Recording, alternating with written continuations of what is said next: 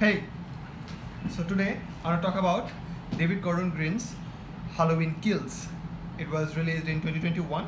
I think it got pushed back from 2022, and this is a sequel to David Gordon Green's 2018 film called Halloween, which is a sequel to original Halloween that John Carpenter directed in 1978, I guess. So,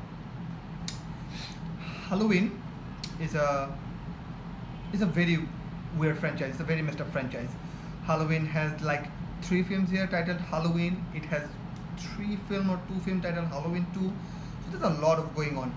They have retconned, rebooted, and everything has happened.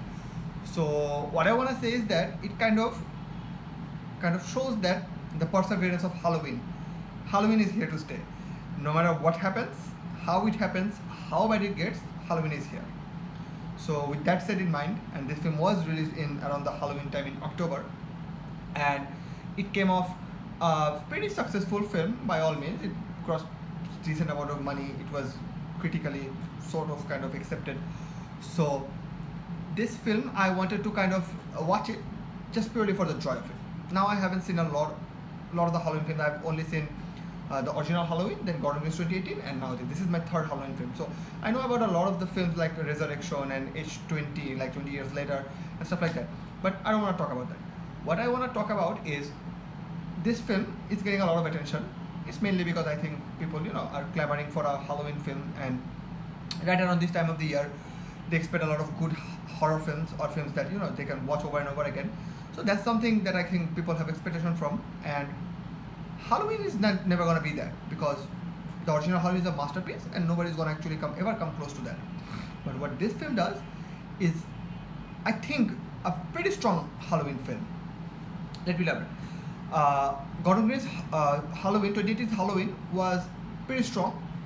It actually kind of, walked around and kind of molded itself off of original Halloween.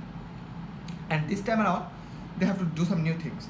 And they shot back-to-back two films, Halloween Kills and Halloween Ends. And I feel like that a lot has been prepared for End. Even I don't know if that's going to be good or not. But this middle film, this middle child, it kind of got lost over.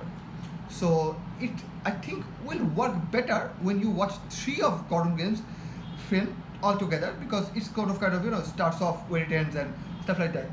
So a lot of people are saying that definitely Jamie Lee Curtis's Laurie Strode got sidelined, and I think they are kind of trying to do a big finale. So they're kind of pacing yourself, which is not a good thing, because your own film has to stand on its own.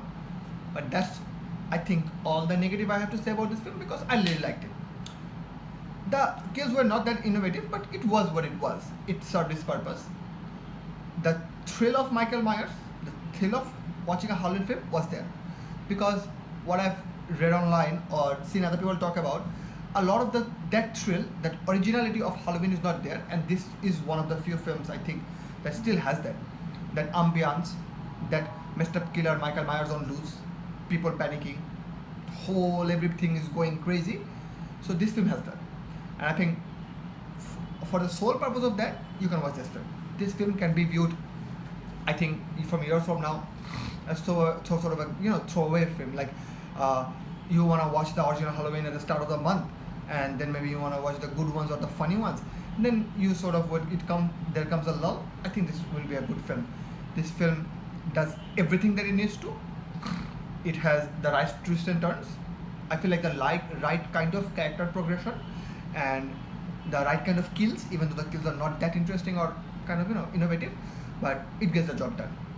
This is solely a get the job kind of film, and I am officially looking forward to Halloween Ends, because I think how Halloween Ends works will kind of dictate how these three films work. Because if that can pull it off, I think a lot of people will forgive for what Halloween Kills is. But if end very badly, I think this film is gonna get desecrated a lot more. But that's not the point, because the way Halloween has persevered, they're gonna make one other in like 5 years. Halloween always perseveres.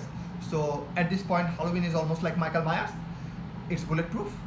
Nothing can happen to it. They're gonna just make it over and over again. People are gonna watch it, and that's the way it is. That's why I give this film 3.5 out of 5. And I think if you sort of turn off your mind and just watch it for the fun of it, I think you're gonna enjoy it. But if you're gonna analyze it, you can desecrate everything. And on that note, I'm gonna say something blasphemous because I don't think even Carpenter's original The Halloween is that much scary. It's not a scary film. Texas Chainsaw Massacre it still holds, but in 2021, Carpenter's Halloween is not that scary of a film. It will scare a lot less people than it did originally. So that was how it's always been. We should just, get to the bottom of it and just set the record straight and kind of enjoy what we're watching, because I think we should care for things like the way they're being presented, and I think Halloween Kills is absolutely